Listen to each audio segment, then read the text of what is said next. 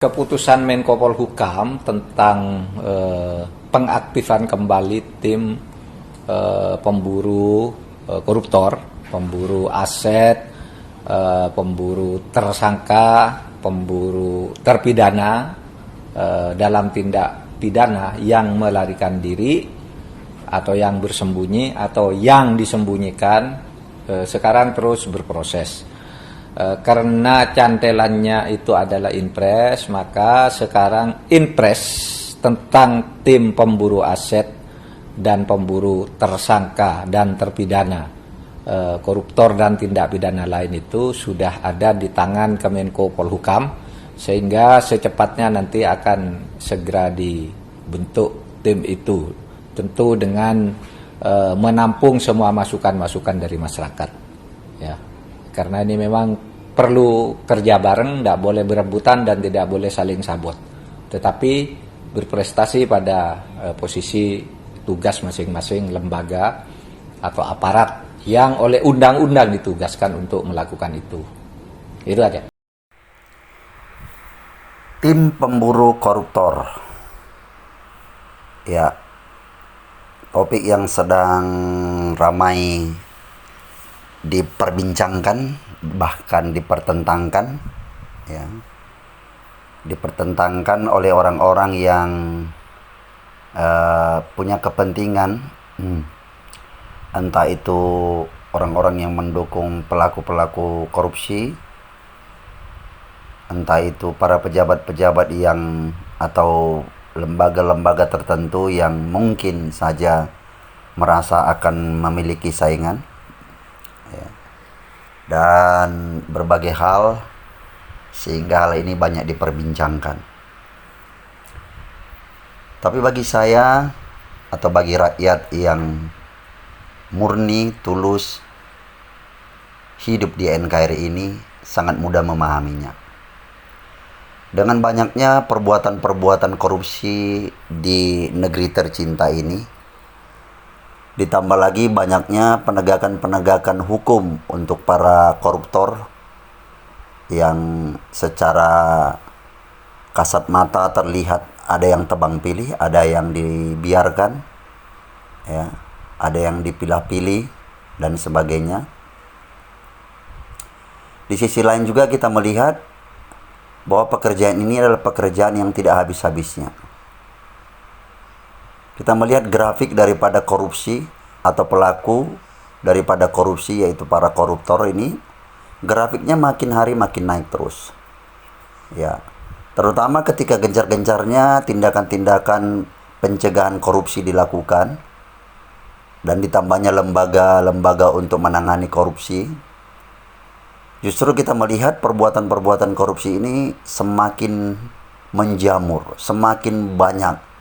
Dan sepertinya tidak ada tuntas-tuntasnya, tidak ada kapok-kapoknya dari para pelaku korupsi, para koruptor ini untuk melakukan korupsi.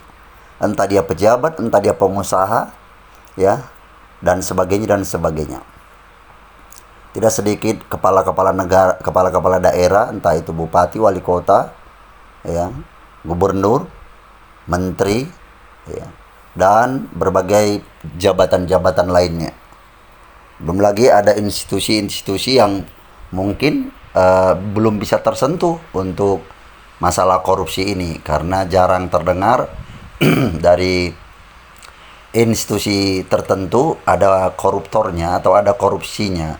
Meskipun secara kasat mata hal ini bisa terlihat, ya, dengan banyaknya, dengan maraknya, dengan sistematisnya perbuatan-perbuatan korupsi di Indonesia ini, ya, itu sangat mudah dan sangat mungkin terjadi di seluruh lini pemerintahan, di seluruh lini pekerjaan di Indonesia ini.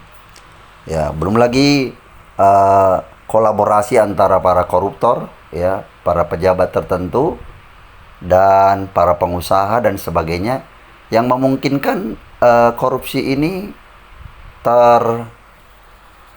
tersimpan dengan rapi, ya, seperti tidak bisa untuk dibongkar. Kita mendengar banyaknya korupsi-korupsi di BUMN, ya, di Asabri, di BUMN lainnya, BRI dan sebagainya.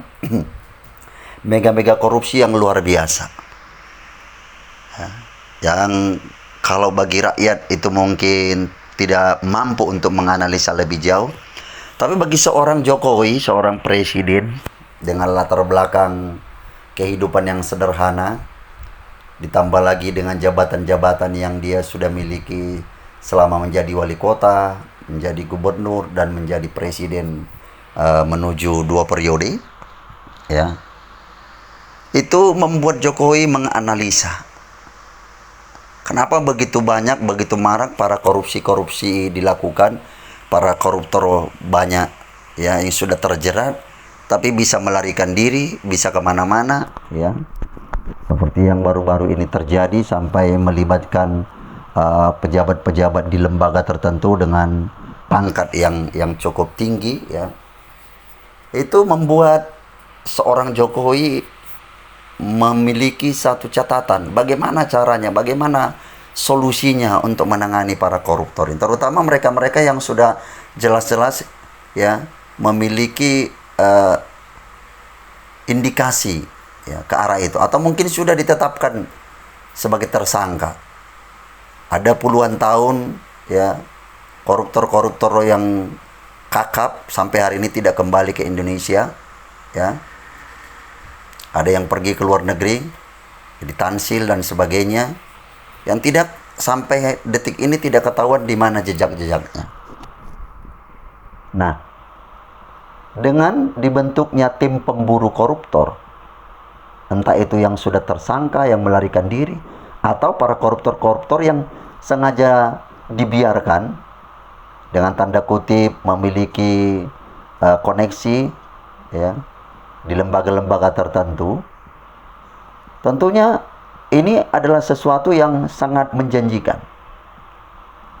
ya, sesuatu yang sangat seharusnya lembaga-lembaga tersebut akan merasa terbantu jikalau spiritnya adalah untuk menuntaskan korupsi.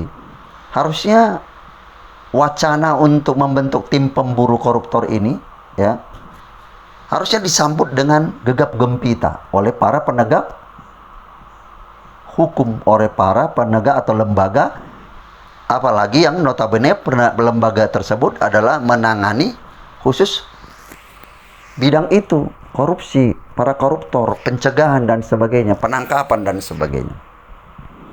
Ya.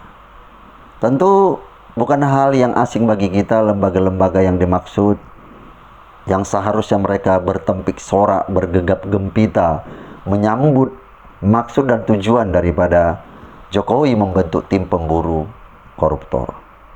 Apalagi langsung di bawah Kementerian Hukum dan HAM yang memang sangat paham dengan hal-hal itu, ya, yang sangat mengerti dengan delik-delik hukum mengenai korupsi atau koruptor.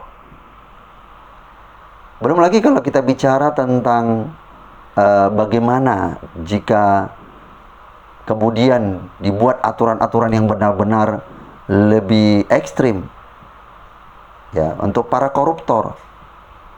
Misalnya dengan menerapkan 2 hukuman ini, yaitu hukuman mati dan memiskinkan para koruptor.